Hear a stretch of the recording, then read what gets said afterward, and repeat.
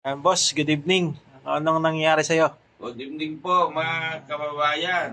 Nandito po ako kay Kuya Roger ngayon para magpahilot. Hmm, Mag-isang taon na po akong mild stroke. Pero kailangan pa rin ng hilot kasi baka may na-disalign na yung ugat o oo, tsaka yung may hindi nakaayos ng buto sa katawan kaya hirap tayong maglakad. tama. Tsaka itong kamay ko na to, noon hindi ko magalaw. Ngayon wala na problema oh. Oh, Pero naano ka na dito? Nahilot ka na o therapy? Wala pa. ang therapy lang naman ko hindi naman hilot eh. Kuryente. Kuryente. Kaso mga exercise. Oh, exercise lang eh. Ilang- Hindi naman yung totally, Nakailang session na? Ano to, Naku, maraming session kuya, pero hindi effective yung mga therapy sa ospital Oo. dito. Tama, Hindi, tama. iba lang yung talagang expert.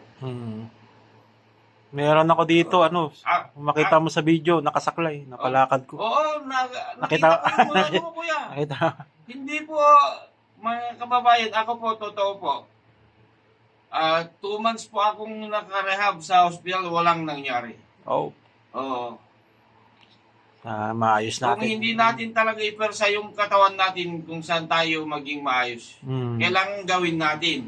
Hindi pwede yung aasa tayo sa gamot. Hindi pwede yung Oo. yung therapist lang sa ospital. Kasi iba yung therapist at saka sa mga expert na Mga katulad hirap ni na, Kuya Roger. Kasi nakita ko yung mga ano niya, napaka-effective.